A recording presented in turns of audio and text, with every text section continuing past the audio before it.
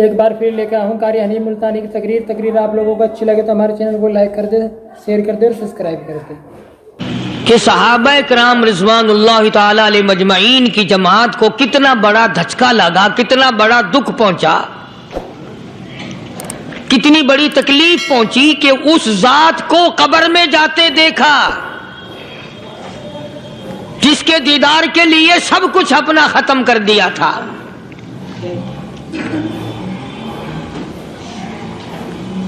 اندازہ لگائیں آپ، بعد صحابی کی پسلیاں توڑ کے رکھ دی گئیں، اور جب اس کو کہا گیا کہ تھوڑا سا پانی پی لے، کہتا نہیں، جب تک میں آقا کا دیدار نہ کر لوں ایک گھونٹ پانی کا نہیں پی سکتا۔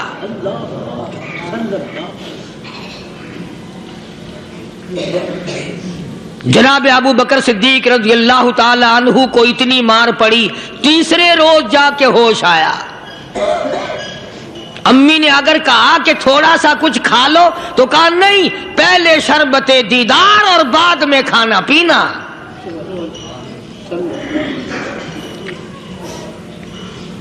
بے شمار صحابہ کرام ہیں، اس لیے کہتا ہوں اندازہ لگا مدینہ منورہ میں کیا حال بنا ہوگا۔ سارے عرب میں، مسلمانوں میں، دینداروں میں، صحابہ کرام میں خبر پھیل گئی، کالی کملی والے نے اس دنیا کو جواب دے دیا اور یہ ثابت کر دیا آدم صفی اللہ نہ رہے، موسیٰ کلیم اللہ نہ رہے، اور ہم کیا رہیں گے جب رسول خدا نہ رہے۔ جب دنیا انہوں نے چھوڑ دی تو کون ہے جو یہاں بیٹھا رہے گا؟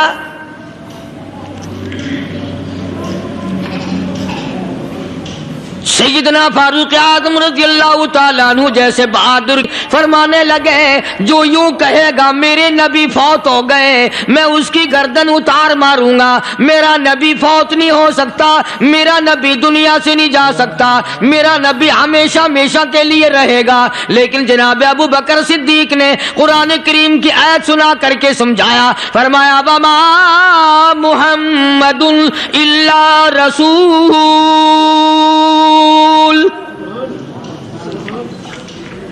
قد خلت من قبلہ الرسل۔ او لوگو، ہر نبی آئے رخصت ہو گئے، ہر نبی آئے رخصت ہو گئے۔ دنیا نہ پائیدار جگہ ہے، عارضی زندگی، مستعار زندگی، نہ پائیدار زندگی، فانی زندگی ہر کوئی لے کے آتا ہے، جب جانے لگتا ہے تو پتہ بھی نہیں چلتا۔ اس لیے مجذوب کہتا کہ سونے چاندی کی چمک بس دیکھنے کی بات ہے، سونے چاندی کی چمک بس دیکھنے کی بات ہے، اور 4 دن کی چاندنی پھر اندھیری رات ہے، قبر میں ہمیشہ اندھیرا رہے گا۔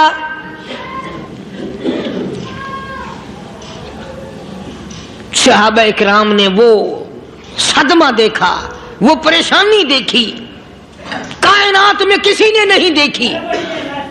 کسی نے بیوی کے مرنے کا صدمہ اٹھایا ہوگا، کسی نے جوان بیٹے کی موت کا صدمہ دیکھا ہوگا، کسی نے امی کے مرنے کا صدمہ دیکھا ہوگا، کسی نے ابا کے مرنے کا صدمہ دیکھا ہوگا۔ خدا کی قسم بلال سے جا کے پوچھو، جب کالی کملی والے کا تجھے دیدار نہ ملا تیرا کیا حال بنا؟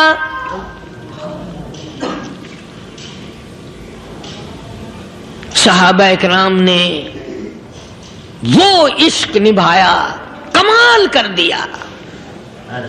بڑے سے بڑی مصیبت آئی، اسلام کا سودا نہیں، ایمان کا سودا نہیں، دنیا کی طرف آئے ہی نہیں۔ کون ان حضرات کا مقابلہ کرے گا؟ کئی لوگ کہہ دیتے ہیں جی صحابہ انسان تھے، ان سے بھی غلطی ہو، میں ٹھیک ہے، میں کہتا ہوں تھے تو انسان، پر یہ دیکھو شاگرد کس کے ہیں۔ صحابہ ہیں تو انسان، پر یہ اندازہ لگاؤ مرید کس کے ہیں۔ صحابہ ہیں تو انسان، پر یہ سوچو کہ یہ مقتدی کس کے ہیں۔ صحابہ ہے تو انسان، پر یہ دیکھو صحابہ اگر سپاہی ہے تو کالی کملی والا کمانڈر ان چیف ہے، براہ راست محمد عربی صلی اللہ علیہ وسلم کے صحابہ شاگرد ہیں، صحابہ حضور کے مرید ہیں، صحابہ حضور کے مقتدی ہیں، صحابہ حضور کی فوج کے سپاہی ہیں، ایک ایک نے کمال کر دیا۔ جناب ابو بکر صدیق رضی اللہ تعالیٰ عنہ فرماتے ہیں میں اچانک محلے میں جا نکلا، ابو بکر کہتا ہے میری یہ عادت تھی، شروع میں جو اسلام آیا مکے میں، چودھری مارتے ہیں، رئیس مارتے ہیں، سردار مارتے ہیں، کمزوروں کو مارتے ہیں، جو کلمہ پڑھتا تھا پہاڑ ٹوٹ جاتے تھے، پیر پکڑ کر مکی کی گلیوں میں گھسیٹا جاتا تھا، چمڑا ادھڑ جاتا تھا۔ آج یہ بات کہنا بڑا آسان ہے، تبلیغی ساتھی سفر کرتے ہیں، تکلیف اٹھاتے ہیں، اگر جی جاؤ کافروں کو کلمہ سکھا کے آؤ، اور کلمہ تو تیرے پلے نہیں تو کافروں کو تو پھر پہنچائیں گے نا۔ 80 سال کی عمر ہے، کلمہ صحیح نہیں آتا، قبر بالکل سر پہ ہے، موت سر پہ ہے، قبر سامنے ہے، پھر بھی کلمہ نہیں آتا۔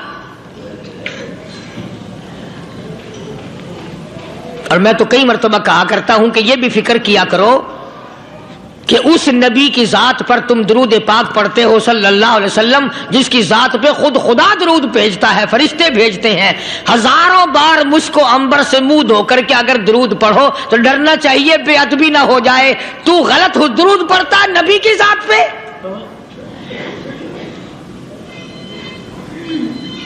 اور اس کو صحیح کرنے کا فکر نہیں رکھتا۔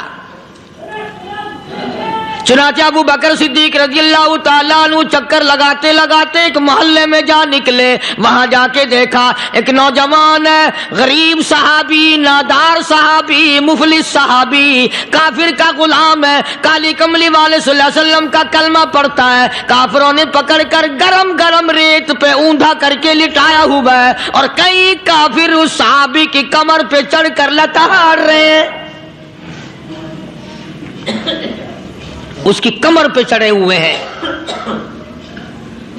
جناب ابو بکر صدیق رضی اللہ تعالیٰ عنہ فرماتے ہیں میں نے دور سے دیکھا، میں سمجھ گیا کوئی غریب آدمی ہے، جب میں قریب گیا فرماتے ہیں میری آنکھ نے دیکھا ابو فقیہ صحابی، میں نے پہچان لیا، کئی آدمیوں کے لتاڑنے کی وجہ سے، کئی آدمیوں کی کمر پہ چڑھ جانے کی وجہ سے ابو بکر کہتا ہے اتنی لمبی ابو فقیہ کی زبان باہر نکل آئی، منہ سے زبان باہر لٹکی ہوئی ہے، مار رہے ہیں کافر۔ جناب ابو بکر صدیق رضی اللہ تعالیٰ عنہ نے فرما دیا نہ مارو، اللہ کا بندہ ہے۔ وہ کہنے لگے بندہ تو اللہ کا ہوگا، غلام ہمارا، اور کلمہ اس نبی کا پڑھتا ہے، ہمارا غلام ہو کر کلمہ پڑھتا ہے، کیوں؟ جب تک جان سے نہ مر جائے گا ہم چھوڑیں گے نہیں، ہم اسے ختم کر کے دم لیں گے۔ اس نبی کا کلمہ پڑھتا ہے، ہمارے سامنے پڑھتا ہے۔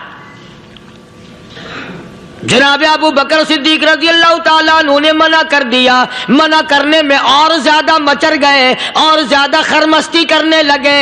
ابو بکر فرماتے ہیں میں بالکل قریب کھڑا تھا، ظالموں نے ابو فقیہ کی پسلیوں پہ، کمر پہ چھلانگیں لگانی شروع کر دی۔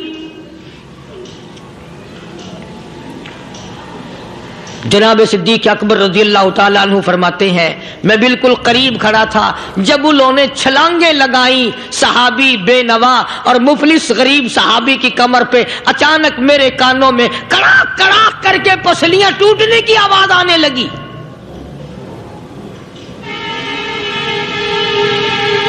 میرے سے برداشت نہ ہوا، میں برداشت نہ کر سکا۔ جناب ابو بکر رضی اللہ تعالیٰ عنہ فرماتے ہیں میں نے کہا ظالموں سودا کر لو، میں خرید لوں گا۔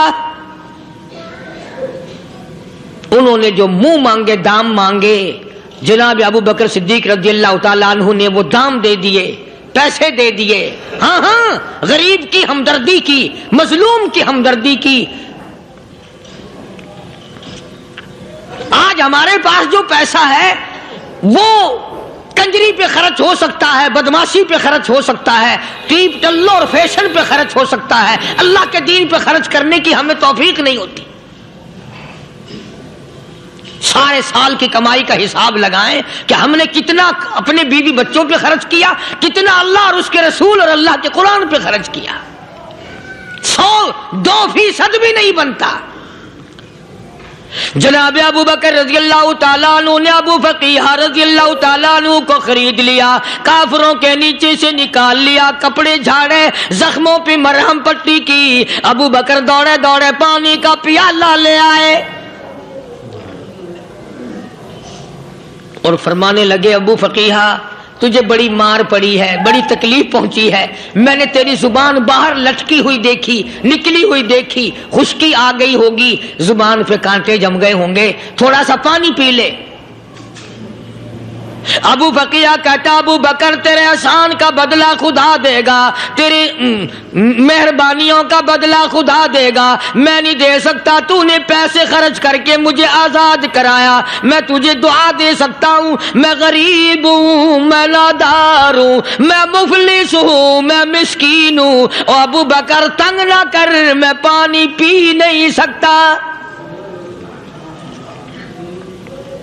کیا بات ہے، کیوں پانی نہیں پی سکتا؟ کہنے لگا، ابو بکر تجھے کیا معلوم ہے جن کی وجہ سے میری پسلیاں توڑ دی گئی، جن کی وجہ سے مجھے مارا گیا، جن کی وجہ سے مجھے لتاڑا گیا، جن کی وجہ سے میری پسلیاں توڑی گئی، جن کی وجہ سے میرا یہ حال کیا گیا، جب تک میں آقا کا دیدار نہ کر لوں میں پانی کی بوند پی نہیں سکتا۔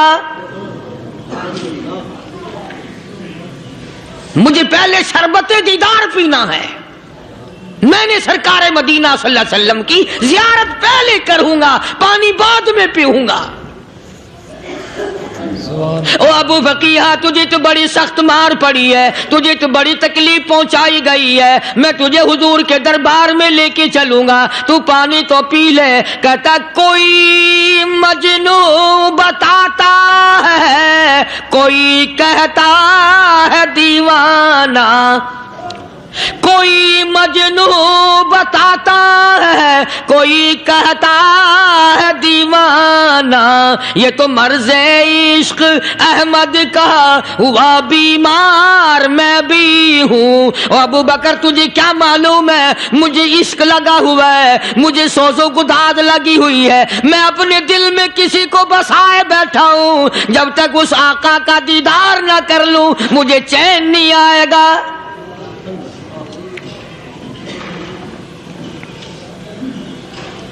ہمیں عورتوں سے محبت ہے، ہمیں اولاد سے محبت ہے، ہمیں کوٹھی بنگلے سے پیار ہے، ہمیں روپے سے پیار ہے، ہمیں بڑی جاہ و حشم سے پیار ہے، اور خدا اور اس کے رسول سے پیار کرنے والے لوگ مدینے کے قبرستان میں سو گئے، قرآن سے پیار کرنے والے لوگ حضور کے درباری لوگ وہیں سو گئے۔ اندازہ لگاؤ، کوئی مار کھا کے اپنے ماں باپ کے پاس جائے گا، کوئی بھائی برادری میں جائے گا، کوئی تھانے میں رپورٹ لکھوانے جائے گا، کوئی اسپتال میں سرٹیفکیٹ لینے جائے گا، کوئی ڈاکٹری کرانے جائے گا۔ ابو فقیہ تم کتنے خوش نصیب ہو، امام الانبیاء کے دربار میں چلے ہو۔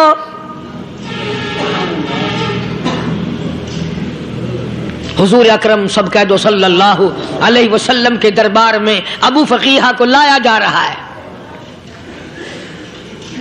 علماء نے لکھا ہے کہ جب ابو فقیہ حضرت کے دربار میں پہنچے تو خبر تو پہلے تھی نہ کہ بڑی مار پڑی ہے، رحمت کائنات نے اٹھ کر سینے سے لگا لیا، تشریف فرما ہوئے، فرمایا ابو فقیہ جی حضور، میں نے سنا ہے تو نے پانی نہیں پیا، اتنی مار پڑی، تیری پسلیاں توڑ دی گئی، تیری کمر پہ چھلانگیں لگائی گئی، تجھے گرم گرم لیت پہ لٹایا گیا، تیری زبان باہر نکل آئی، اور میں نے سنا ہے تو نے پانی نہیں پیا۔ کہتا ہے آقا ہاں نہیں پیا، فرمایا کیوں نہیں پیا؟ کہتا ہے آقا میں اس وقت پانی پیتا، میرے منہ میں صرف پانی جاتا، اب پیوں گا ہاتھ تیرا ہوگا منہ میرا ہوگا، پانی میرے منہ میں جائے گا، مجھے حوض کوثر کا مزہ یہی آ جائے گا، مجھے لطف آئے گا محمد عربی صلی اللہ علیہ وسلم کے ہاتھ سے پانی پینے کا۔ علماء نے لکھا ہے کہ حضرت نے جب اپنے رحمت والے ہاتھ سے وہ انگلی چاند کو اشارہ کیا، جگر پھنس کر ٹکڑے ہو گئے، وہ انگلی اشارہ کیا، سورج واپس ہو گیا، وہ انگلی درخت اپنی جڑیں چھوڑ کر پیغمبر کے قدموں میں آ گئے، وہ انگلی جن میں کنکر پہاڑ کے لیے تو کلمہ پڑھنا شروع کر دیا، وہ انگلی اونٹ کی طرف کی تو بول پڑا، وہ انگلی چڑیاں سامنے آئی تو انہوں نے شکایت کر دی، وہ انگلی جن کو دیکھ کر کے بیت اللہ پھر گیا۔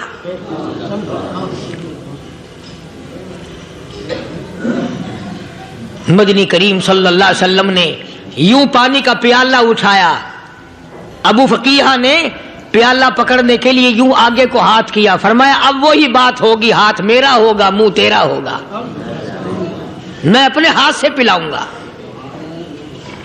ابو فقیہ کو پانی پلا دیا، اور پانی پلانے کے بعد پوچھا اب تیرا کیا حال ہے؟ اب حال کیا ہے؟ کہتا ہے آقا تیرے چہرے پہ فدا شمس و قمر، تیرے چہرے پہ فدا شمس و قمر، تیری زلفوں پہ تصدق شام و سحر، تیرے چہرے پہ فدا شمس و قمر، تیری زلفوں پہ تصدق شام و سحر، رخسار پہ ٹھہرے کس کی نظر، تیری بانکیں ادا کا کیا کہنا، او کالی کملی والے تیری زیارت ہوئی سارے دکھ بھول گیا، میرے سارے غم ٹل گئے، میرے سارے دکھ دور ہو گئے، میری ساری پریشانی دور ہو گئی، اور میں تو اب مزے میں ہوں۔ جناب ابو بکر صدیق رضی اللہ تعالیٰ عنہ نے مال خرچ کیا، صحابہ کرام کی جانیں بچائیں۔ قیامت کا دن ہوگا، ساری کائنات کی پیشی ہوگی، اللہ پاک پوچھے گا تو دنیا میں کیا کرتا تھا؟ کوئی کہے گا میں کھیتی باڑی کرتا تھا، کوئی کہے گا میں دفتر میں نوکر تھا، کوئی کہے گا میری دکان تھی، کوئی کہے گا میں یہ کمائی کرتا تھا، کوئی کہے گا میں یہ کمائی کرتا تھا۔ آئے گی باری ابو بکر کی، اللہ پاک پوچھے گا دنیا سے کیا لایا؟ ابو فقیہ، حضرت بلال، حضرت نادیہ، حضرت زنیرہ اور کتنے صحابہ کرام کی جماعت کو پکڑ کر اللہ کے عدالت میں کھڑا کر کے ابو بکر کہے گا الہی صدیق کی کمائی تیرے سامنے موجود ہے۔ مبارک ہیں یہ لوگ کہ ان حضرات نے محض اللہ اور اس کے رسول کریم صلی اللہ علیہ وسلم کو راضی کرنے کے لیے اپنا سب کچھ قربان کر دیا، اور خود رسول کریم صلی اللہ علیہ وسلم نے ان کو ایسی تعلیم دی، ایسے اخلاق دیے کہ حد ہو گئی۔ دربار رسالت ہے، ایک کافر مسافر آتا ہے بھی کافر، ہے بھی مسافر، ہے بھی معمر، بوڑھا آدمی ہے۔ کبھی کبھی سوچتا ہوں کہ اس زمانے کے تو کافروں میں بھی کوئی خوبی ہوا کرتی تھی، منافقت تو نہیں تھی نا، منافقت نہیں تھی، چال بازی نہیں کرتے تھے، ہیرا پھیری نہیں کرتے تھے۔ وہ بوڑھا مسافر کافر سرکار دو عالم صلی اللہ علیہ وسلم کے دربار میں آیا، آ کے کہنے لگا نبی اللہ میں بوڑھا ہوں، مسافر ہوں بھی تیرا اور تیرے خدا کا منکر، پر میں سوال کرتا ہوں کوئی سواری دو، میرا گھر بڑا دور ہے، میں اس پر سوار ہو کر اپنے گھر پہنچ جاؤں۔ حالانکہ مسلمانوں کے پاس سواریاں کہاں تھی، خود تنگی میں تھے، وطن چھوڑ کے آئے، قربانیاں دے کے آئے، پتے چباتے ہوئے آئے، پانی پورا رج کے پینے کے لیے پانی نہیں ملتا۔ اور حضور کریم صلی اللہ علیہ وسلم کو پتا تھا کہ یہ سوال کرنے والا ہمارے عقیدے کا نہیں. رحمت کائنات کا دریائے کرم جوش میں آیا، صحابہ کرام کی طرف خطاب کر کے فرمایا کون ہے جو آج میں محمد الرسول اللہ صلی اللہ علیہ وسلم کو سواری دے؟ کون ہے جو آج مجھے سواری دے؟ میں جنت میں اعلیٰ درجے کی سواری کا وعدہ کرتا ہوں.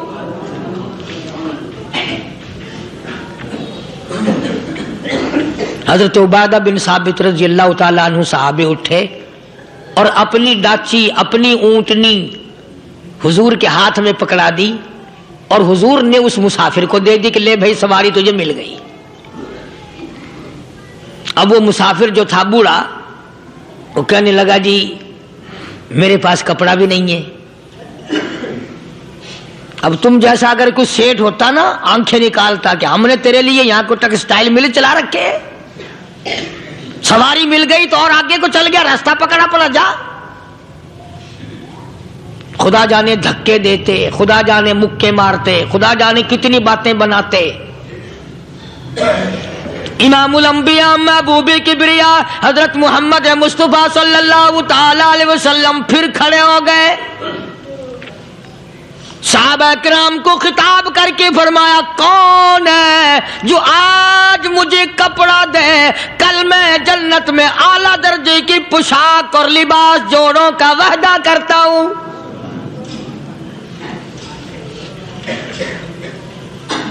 ایک صحابی نے اپنا کپڑا اتار کر حضور کے ہاتھ میں دے دیا صلی اللہ علیہ وسلم، یعنی ان کو کتنا یقین ہے حضور کی زبان پہ.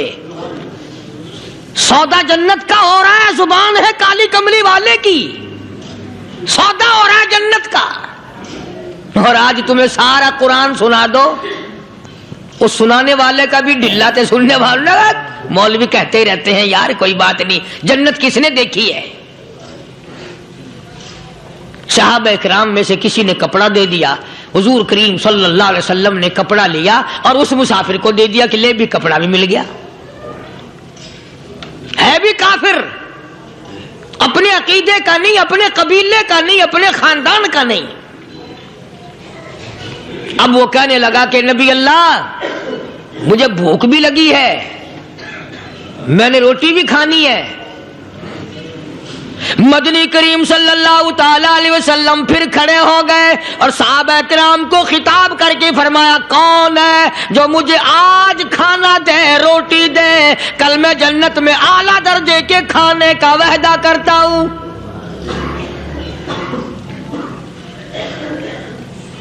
اس سوال کا جواب پورے مجمع میں سے نہ ملا. یوں لکھا علماء نے 300 صحابہ کا مجمع بیٹھا ہوا تھا. فاقہ ہو 300 صحابہ کا بھی فاقہ، کالی کملی والے کا بھی فاقہ. 3 دن سے کچھ نہیں کھایا، کچھ نہیں ملا، کوئی جواب نہ ملا. صحابہ کرام کی جماعت خاموش رہ گئی.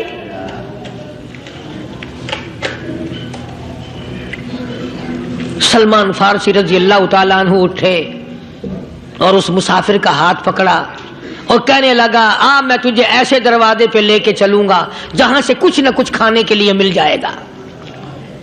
آیا ہے سلمان فارسی مسافر کو لے کر خاتون جنت سیدہ فاطمہ الزہرا رضی اللہ تعالیٰ عنہا کے دروازے پہ اور آواز لگائی یا اہل بیت رسول اللہ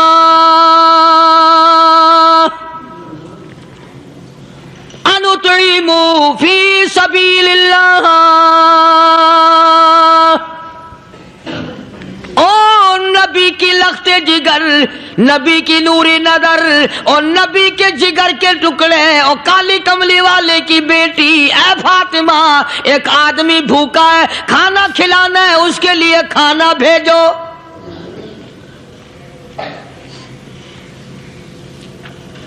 اندر سے آواز آتی ہے اور رونے کیسی آواز میں جواب ملا سیدنا حسن سیدنا حسین رضی اللہ تعالیٰ عنہما، ان کی شکلیں دیکھو، 4 دن کے فاقے نے بچوں کی شکل بگاڑ دی۔ پیغمبر کے نواسوں کا فاقہ، پیغمبر کا نواسا، پیغمبر کی بیٹی کا فاقہ، تمام مسلمان فاقے سے ہیں، کوئی گلہ نہیں کرتا، کوئی شکایت نہیں کرتا، کوئی اعتراض نہیں کرتا۔ اسی حالت میں اگر جنگ بھی ہو جائے تو صحابہ پھر بھی پیچھے رہنے کو تیار نہیں۔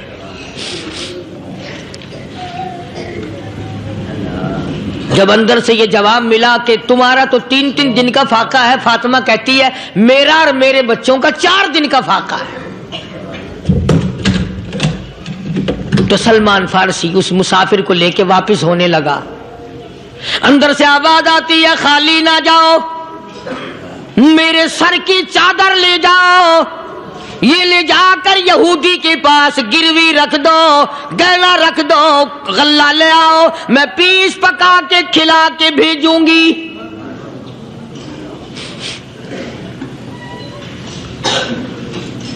کہاں آج ایسے سخی عورت ہیں، کہاں ایسے سخی مرد ہیں؟ مسافر کو کون کھلائے، دین پر خرچ کون کرے؟ کسی طالب علموں کو، آپ میں سے اکثریت ایسے لوگوں کی ہے جنہوں نے ساری عمر میں، سارے سال میں کبھی ایک قرآن پڑھنے والے طالب علم کو روٹی نہیں کھلائی ہوگی، اور پھر یہ کبھی نہیں سوچا کہ میں آخر کما رہا ہوں تو کیا کر رہا ہوں۔ بس شیطان یوں کہہ دیتا ہے یہ تو بڑے بڑے امیروں کا کام ہے، تو غریب آدمی ہے، تیرے بس کا یہ کہاں کام ہے؟ یہ تو بڑے بڑے امیروں کا کام ہے طالب علموں کو، مسافروں کو کھانا کھلانا۔ کل قیامت میں اگر اللہ نے یہ فرما دیا کہ جنت تو میں نے امیروں کے لیے بنائی ہے، تو مزدور ہے، بھاگ یہاں سے، پھر کیا بنے گا؟ مولانا مظفر حسین صاحب کاندھلی سب کہہ دو رحمت اللہ علیہ، بہت بڑے بزرگ گزرے ہیں، ہمارے اکابر میں سے ہیں۔ کاندھلا ایک قصبہ ہے جس نے بڑے بڑے ولی پیدا کیے ہیں۔ مولانا مظفر حسین صاحب کاندھلی، مولانا الہی بخش صاحب کاندھلی، مولانا محمد زکریا صاحب شیخ الحدیث رحمت اللہ علیہ کاندھلے کے، مولانا محمد الیاس صاحب دیلوی رحمت اللہ علیہ امیر تبلیغی جماعت کے ایجاد کرنے والے، شروع فرمانے والے، یہ بھی کاندھلے کے ہیں۔ تو یہ سارے بزرگ اس قصبہ کاندھلے کے ہیں۔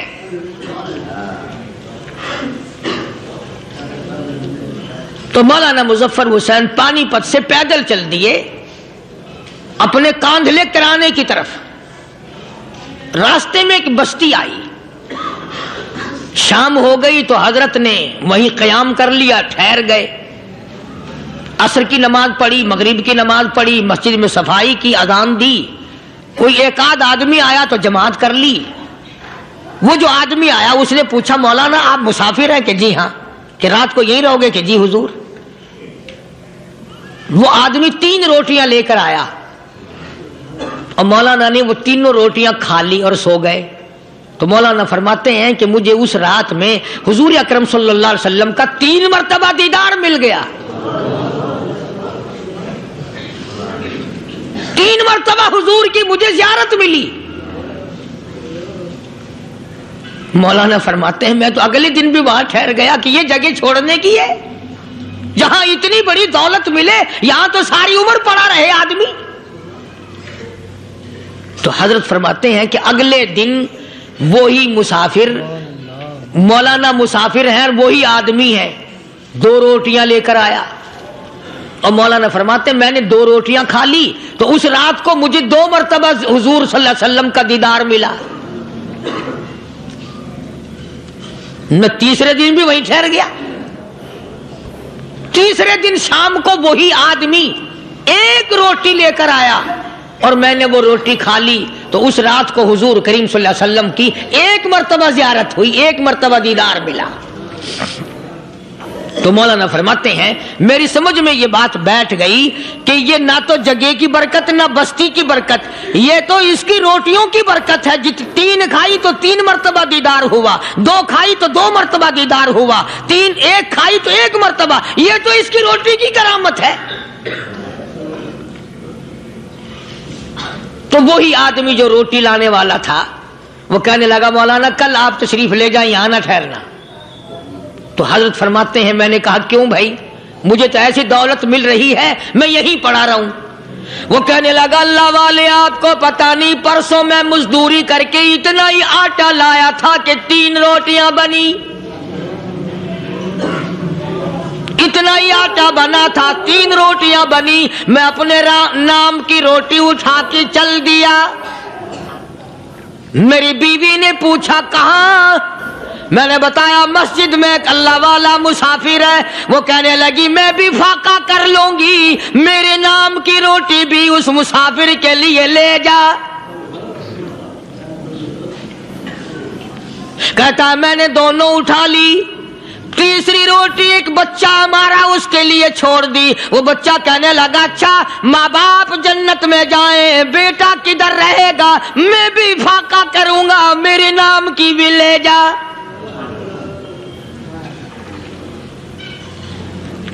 میں نے 3 روٹیاں لا دی، اور اگلے دن جو میں نے مزدوری کی اس کی 3 روٹیاں بنی، بچے کی حالت خراب ہو گئی تھی، اس کو دے آیا۔ ہم نے میاں بیوی نے چوتھے دن بھی فاقہ کر لیا، اور آج بیوی کی حالت بھی خراب ہو گئی تھی، آج صرف اپنی لایا ہوں۔ مولانا اس لیے عرض کر دیا کبھی کل میرا پیر نہ پھسل جائے، ایسا نہ ہو میرا قدم ڈگمگا جائے، ایسا نہ ہو بھوک کا مارا میں کچھ اور کر بیٹھوں، اس لیے عرض کر دیا کل آپ تشریف لے جائیں۔ عرض میں یہ کر رہا تھا کہ کسی زمانے میں دوسرے کی خیر خواہی کے لیے لوگ سب کچھ کر گزرتے تھے۔ حضرت محمد الرسول اللہ صلی اللہ تعالی علیہ وسلم کے پاس جنگ بدر کے قیدی آئے تھے، کافر، اسلام کے دشمن، دین کے دشمن، قرآن کے دشمن، ایمان کے دشمن، مگر صحابہ کرام کو فرمایا یہ میرے مہمان ہیں، حضور نے فرما دیا صلی اللہ علیہ وسلم۔ ایک صحابی جو ایک مہمان کو لے گیا، حضور کے مہمان کو، تھے جنگی قیدی۔ علماء کرام نے لکھا صحابی کے گھر میں کھانا تھوڑا تھا، اس کافر کو تو کھانا دے دیا، آپ اس کے پاس بیٹھ کر درخت کے پتے چبا لیے۔ دوسرا دن آیا پھر ایسا ہی کیا، اس حضور کے مہمان جنگ بدر کے قیدی کافر کو کھانا کھلایا، خود درخت کے پتے چبا لیے۔ تیسرا دن آیا، وہ جنگی کافر کہنے لگا، قیدی کہنے لگا آج پہلے کلمہ پڑھا پھر روٹی کھلا۔ میں پہلے مسلمان بنتا ہوں، اس کے بعد میں کھانا کھاؤں گا۔ ارے تم اتنے اپنے اوپر دوسرے کو ترجیح دیتے ہو کہ ہم کافر بھی ہیں، تمہیں مارنے والے تمہیں مارنے آئے تھے، اور تمہارا حال یہ کر دیا کالی کملی والے نے کہ خود پتے چباتے ہو، دشمن کو کھانا کھلاتے ہو، خود درختوں کے پتے چبا رہے ہو۔ محمد صلی اللہ علیہ وسلم نے تمہیں اتنا اونچا بنا دیا، نگاہ نبوت نے تمہیں ایسا رنگ دیا، اور نبی کے دروازے نے تمہیں وہ دیا کہ قیامت آ سکتی ہے مگر صحابہ تمہاری دولت نہیں چھین سکتی۔ تو فاطمہ الزہرا رضی اللہ تعالی عنہا نے سر کی چادر اتار کر دے دی سلمان فارسی کو کہ یہ لے جا، یہودی کے پاس جا کے گروی رکھ دے، دانا غلہ لے آ، میں پیس پکا کے کھلا کے بھیجوں گی۔ سلمان فارسی کہتے ہیں رضی اللہ تعالی عنہ کہ ہم چادر لے کر کے یہودی کے پاس گئے اور یہودی کو سارا قصہ بتایا۔ اس یہودی نے چادر لے کر رکھ لی اور غلہ تولنے لگا دینے کے لیے، تو رو رہا تھا۔ ہم نے پوچھا تجھے کیا ہوا، تو کیوں رویا؟ کہنے لگا مسلمانوں ہماری توریت میں واقعہ موجود ہے، قصہ موجود ہے، آخر الزمان پیغمبر صلی اللہ علیہ وسلم کی بیٹی کی دروازے پہ ایک بھوکا کافر مسافر آئے گا، اس کا پیٹ بھرنے کے لیے نبی کی بیٹی اپنی چادر اتار کر گروی رکھ دے گی، یہودی کے پاس غلہ منگوا کے کھانا کھلائے گی۔ آج توریت کی بات سچی ہو گئی، چادر آئی رکھی ہے، میں وہ یہودی ہوں۔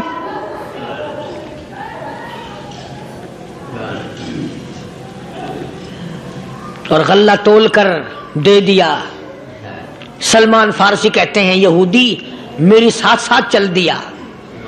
خاتون جنت سیدہ فاطمہ الزہرا رضی اللہ تعالی عنہا کے دروازے پہ آیا، اور جب ہم نے غلہ دے دیا، چادر بھی اندر یہودی نے پہنچا دی کہ میں چادر بھی واپس دینے آیا ہوں، اور سلمان کو کہنے لگا اب دیر نہ لگا، دیر نہ کر، کیوں؟ میری توریت نے تصدیق کر دی کہ یہ نبی برحق ہے، اب ایسا نہ ہو میرا دم نکل جائے، میں کفر پہ مر جاؤں، جلدی کر، مجھے سرکار کے دربار میں لے چل، میں مسلمان بنتا ہوں۔ اور اسی کو جا کے کہنے لگا تیری صورت، تیری سیرت، تیرا نقشہ، تیرا جلوہ، تیری صورت، تیری سیرت، تیرا نقشہ، تیرا جلوہ، تبسم گفتگو بندہ نوازی خندہ پیشانی، او کالی کملی والے میرا دل ہو، تیرا گھر ہو، تیرا در ہو، میرا سر ہو، تمنا مختصر سی ہے مگر تمہید طولانی۔ یہودی نے ضد نہیں کی، آج کا مسلمان کہلانے والا ضد کرتا ہے، ضد میں مارا جاتا ہے، ہائے ہم یوں ہیں، یہ یوں ہے۔ وہ یہودی اچھا نکلا، ذرا سی بات اس کے سامنے آئی فوراً سمجھ گیا، سرکار کے دربار میں جا کر غلامی قبول کر لی۔ بے شمار صحابہ کرام ہیں جنہوں نے اللہ کی راہ میں وہ دکھ اٹھائے، وہ پریشانیاں جھیلیں۔ اللہ غنی، مکہ مکرمہ میں سیدنا ابو جندل رضی اللہ تعالی عنہ صحابی ہے، ایمان قبول کر لیا، کلمہ پڑھ بیٹھا، بس کافروں کے لیے مشغلہ بن گیا، تماشا بن گیا، روزانہ مارتے ہیں۔ اندازہ لگاؤ مسلمانوں، ملتان کے رہنے والوں، سارا مکہ مارنے والا ایک ابو جندل مار کھانے والا۔ لڑکے مارتے ہیں، جوان مارتے ہیں، بوڑھے مارتے ہیں، پیر پکڑ کر مکے کی گلیوں میں گھسیٹے گھسیٹے پھرتے ہیں۔ رحمت کائنات حضرت محمد رسول اللہ صلی اللہ تعالی علیہ وسلم عمرے کے لیے تشریف لائے ہیں، کفار مکہ نے روک دیے۔ حدیبیہ میں مکے سے 6 میل پر حضور صلی اللہ علیہ وسلم تشریف فرما ہیں، صحابہ کرام کی فوج ہے، لشکر ہے، سرکار دو عالم ہے صلی اللہ علیہ وسلم۔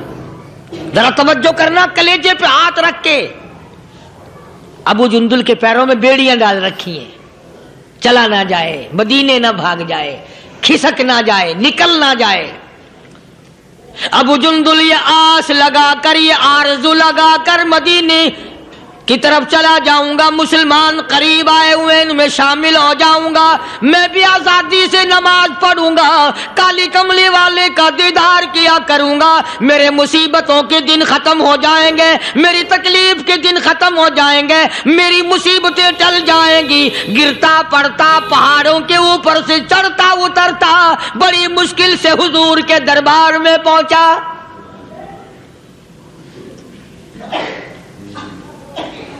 حضور صلی اللہ علیہ وسلم سے ملا ہے۔ یہ اس وقت گیا جبکہ مغیرہ ابن شعبہ رضی اللہ تعالی عنہ اس وقت تک ایمان نہیں لائے تھے، کفار مکہ کی طرف سے سفیر بن کر حضور کے ساتھ بات کر رہے ہیں۔ معاہدہ پہلے طے ہو گیا، کالی کملی والے کے درمیان اور مکے کے کافروں کے درمیان معاہدہ پہلے طے ہو گیا کہ آئندہ جو مسلمان ہوگا وہ واپس کر دیا جائے گا، کفار کو دے دیا جائے گا، یہ طے ہو گیا۔ ابو جندل آ گیا، اس طے ہونے کے بعد پہنچا حضرت کے دربار میں۔ آپ نے ان کافروں کو یہ بھی فرمایا بھئی ابھی تو لکھا بھی نہیں گیا۔ انہوں نے کہا نہیں جی نہیں، ابھی دیکھیں گے نبی کی زبان کیسی ہے، پورا کرتے ہو یا بیچ میں چھوڑتے ہو۔ اور حضور نے یہ بھی فرمایا ایک آدمی مجھے مانگا ہوا دے دو۔ انہوں نے کہا نہیں جی نہیں، کیسے چھوڑ دیں گے، ابھی تو پتہ چلے گا آپ کی زبان کا، سارا جہان کہتا ہے کہ نبی کبھی جھوٹ نہیں بولتا، ابھی معلوم ہو جائے گا۔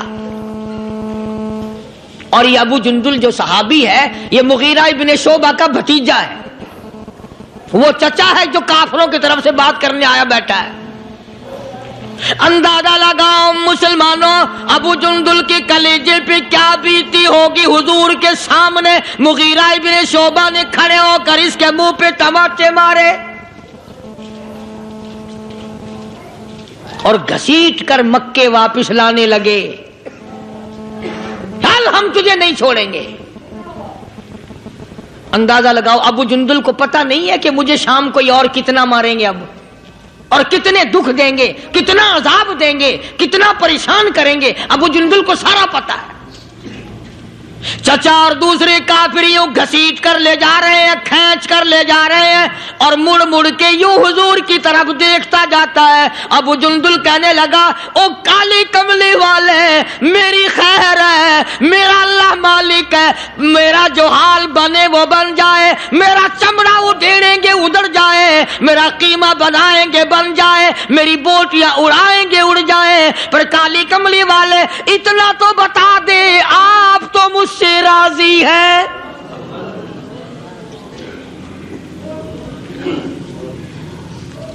آپ اتنا فرما دیں آپ تو راضی ہیں نا. فرمایا ابو جندل میں راضی میرا خدا راضی. کہتا پرواہ نہیں تو راضی رہ میرا کچھ بن جائے. تم جیسا ہوتا تو بگڑ جاتا. واہ جی واہ خود یہاں موج کر رہے ہیں میں وہاں اکیلا پھنسا رہا ہوں، میں نہیں جاتا ہوں. وعدہ تم نے کیا ہوگا میرا تو کسی سے معاہدہ نہیں. ہزار ہاں باتیں بناتے، ہزار ہاں بیچ میں سے چنانچے نکالتے. صحابہ وہ ہیں جنہوں نے غلامی کی ہے، تکلیف آئی پرواہ نہ کی، قیمہ بنا دیا گیا پرواہ نہ کی، بوٹیاں اڑا دی گئی پرواہ نہ کی. ایسے لوگ پیدا کیے محمد صلی اللہ علیہ وسلم نے کہ زمین کے اوپر آسمان کے نیچے غلامی کرنے کے لیے ایسے لوگ آئے ہی نہیں.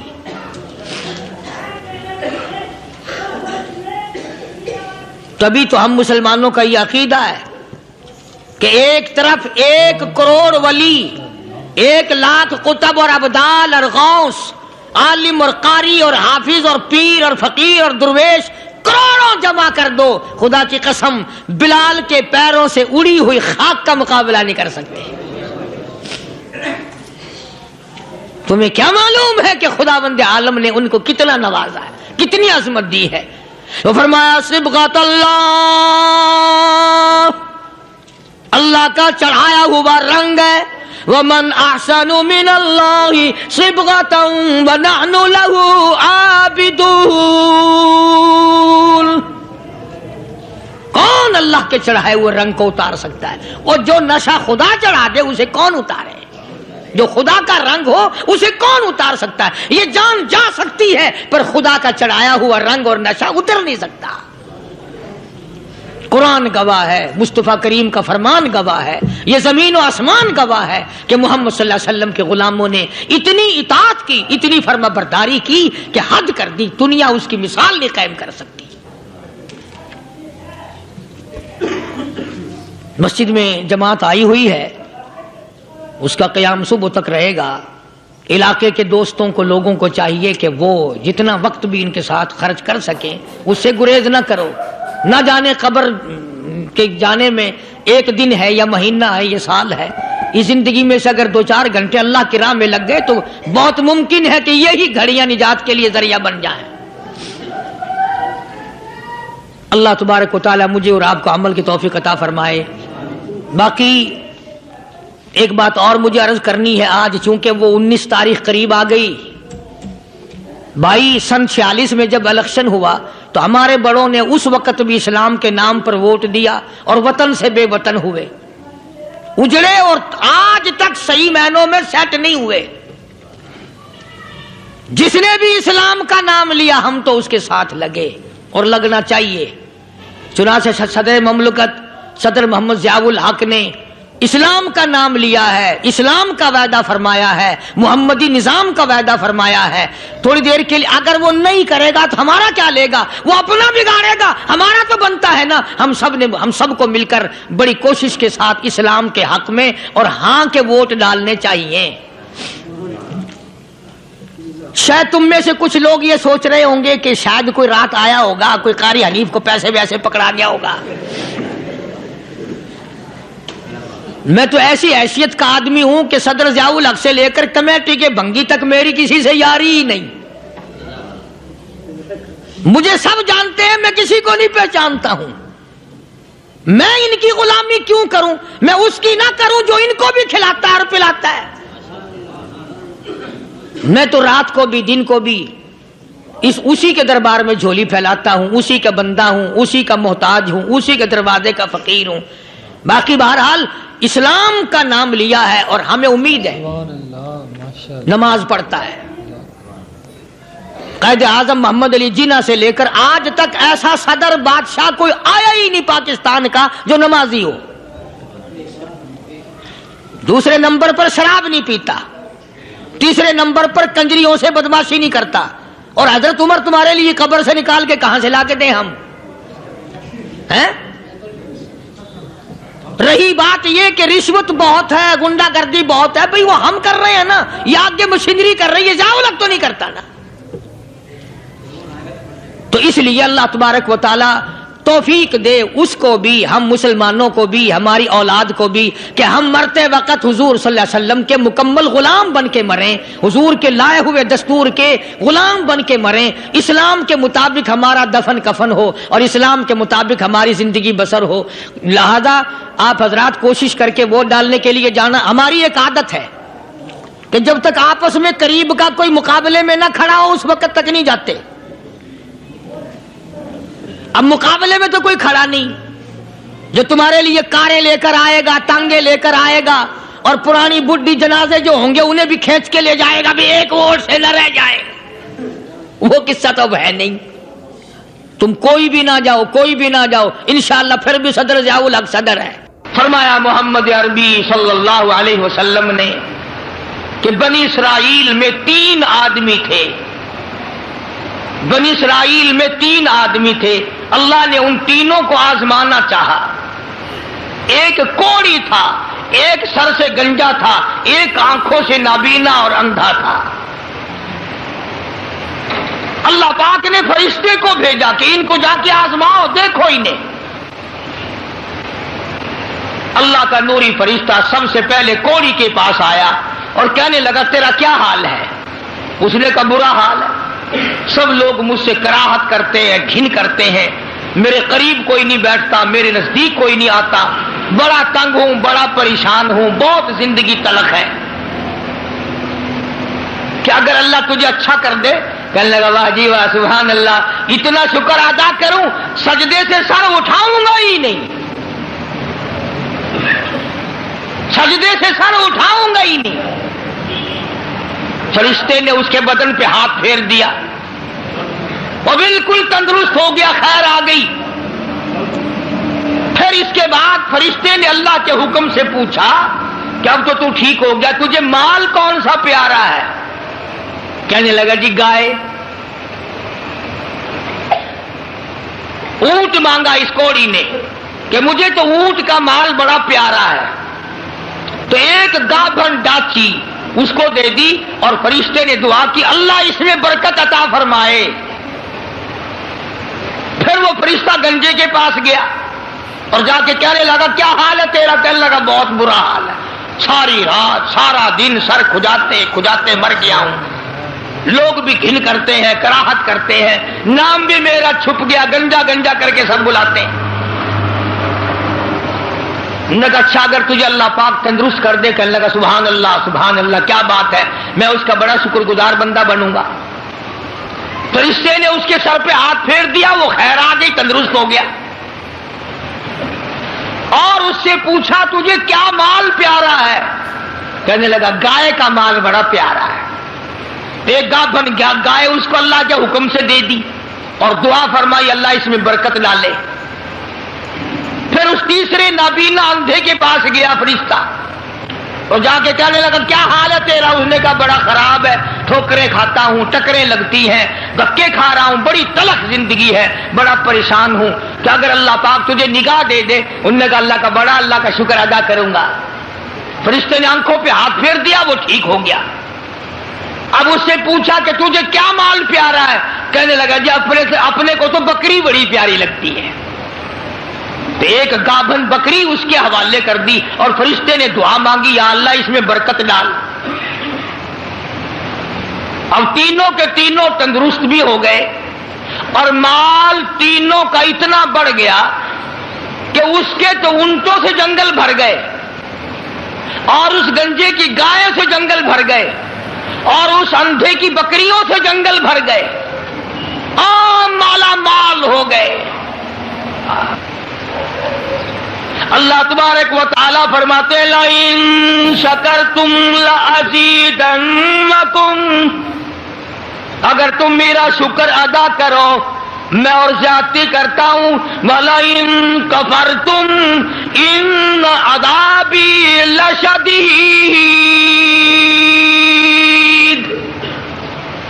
میرا عذاب بڑا سخت ہے۔ پھر وہ میں نعمت چھین لیا کرتا ہوں، سلب کر لیتا ہوں۔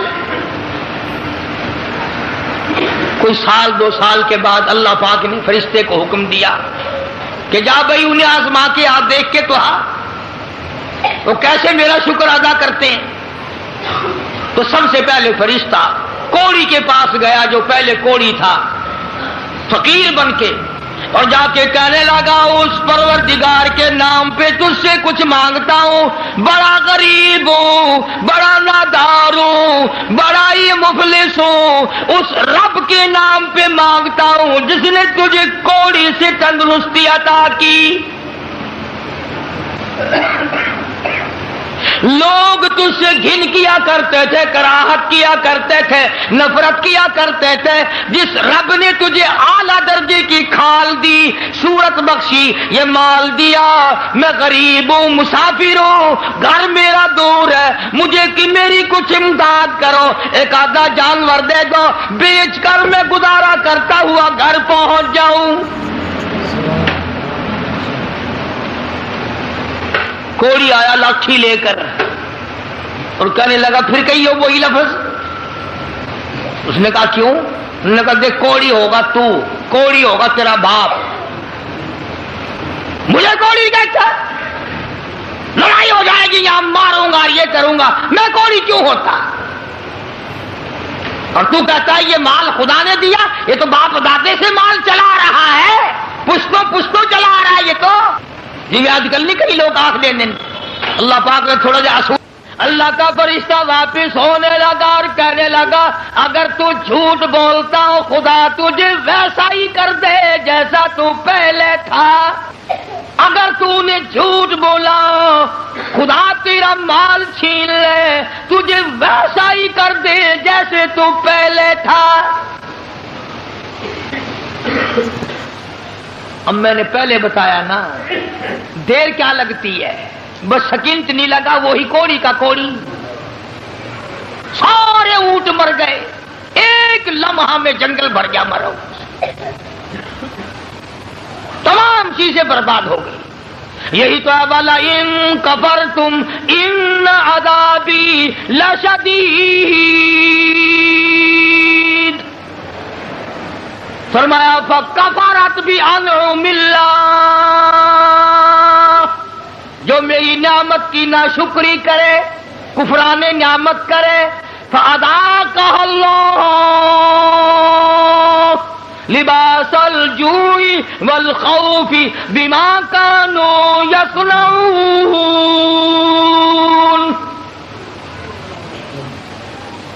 اللہ فرماتے ہیں پھر میں بھوک کا عذاب بھیج دیتا ہوں، لباس کا عذاب دے دیتا ہوں، ننگا کر دیتا ہوں، ننگا۔ چنانچہ کوڑی صاحب جو تھے دیر نہ لگی، آن کی آن میں پھر ویسے کے ویسے ہو بیٹھے۔ علماء نے لکھا ہے حدیث پاک کی شرح کرتے ہوئے، پھر تو بتیری آواز دی ارے اس فقیر کو ڈھونڈ کے لاؤ کہاں ہے، ہاں اس فقیر کو تلاش کرو کہاں ہے، مگر وہ فقیر واپس آنے والا نہ تھا۔ اس لیے میں کہا کرتا ہوں خیرات دو یا نہ دو، کسی کا منہ نہ چڑھاؤ، کسی کو دھکا نہ دو، وَأَمَّا السَّائِلَ فَلَا تَنْهَرْ، جھڑکا نہ دیا کر، اور تیرے پاس ہے تو دے دے، ورنہ کہو میاں معاف کر بس، اور کیا ہے۔ کئی لوگ ہمارے کبھی ساری عمر میں ایک آنا نہیں دیا ہوگا، اور جہاں کوئی عورت مانگتی دیکھیں گے مرد بولے انہوں نے ڈھنگ بنا رکھا، یہ سارا دن گوتھلا بھر لیں پیسوں کا، یہ اور بھر تو لے تیرے باپ کے تو نہیں، تو نے تو نہیں دیے نہ کبھی، تو نے دیے ہو تو واپس لے لے. بے شمار لوگ ایسے ہیں جو یوں ہی سڑتے رہتے ہیں. تو فقیر کو تلاش کرنے کے لیے بڑی آوازیں دی، ارے بھائی بلانا، ارے بھائی پکڑنا، ارے بھائی تلاش کرنا، مگر وہ فقیر کوئی بستی کا تو تھا نہیں جو شام کو پھر اس کے پاس جا بیٹھیں گے. وہ تو اللہ کی یہاں سے آیا تھا، فرشتہ تھا گیا. اور اللہ نے اپنے نبی کو یہ باتیں اس لیے بتائی ہے پہلے لوگوں کی، تاکہ یہ امت ہوشیار رہے، وہ ایسی غلطی نہ کر بیٹھے.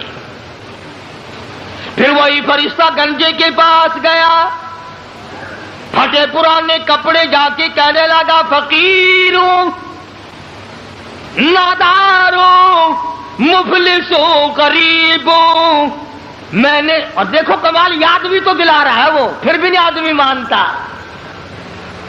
فرشتہ کہتا ہے میں غریب ہوں، فقیر ہوں، میں نے سنا تو گنجا تھا، لوگ تجھ سے بڑی کراہت کیا کرتے تھے، بڑی گھن کیا کرتے تھے. جس خدا نے تیرے گنج کو دور کیا، تو غریب تھا، تجھے مالدار بنایا، اس اللہ کے نام پہ ایک گائے مانگتا ہوں جس کو بیچ کر میں اپنے گھر پہنچ جاؤں. دیکھو یاد بھی تو دلا رہا ہے کہ یوں تھی بات. پھر بھی کھوپڑی میں نہیں آتی. یہ جو کھوپڑی ہے نا، کھوپڑی جب یہ بگڑتی ہے نا، پکی ہوئی ہنڈیا کبھی نہیں سدھری، بگڑی ہوئی کھوپڑی کبھی نہ مانی. بگڑی ہوئی کھوپڑی قرآن نہیں ماننا کرتی، نبی کا فرمان نہیں ماننا کرتی، خدا کے قہر سے اور الٹے چلا کرتے ہیں.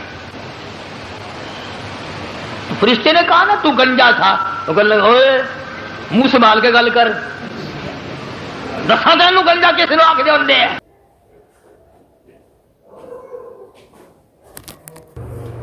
سبحان اللہ، الحمدللہ. آپ لوگوں کو تقریر اچھی لگی ہو تو ہمارے چینل کو لائک کر دے، سبسکرائب کر دے اور شیئر کر دے، تاکہ ہم آپ کے لیے اچھی تقریر لے کے آ سکیں. اور کمنٹ کر کے بتائیں ہماری تقریر آپ لوگوں کو کیسی لگی. آپ سن رہے تھے قاری حنیف ملتانی کی تقریر.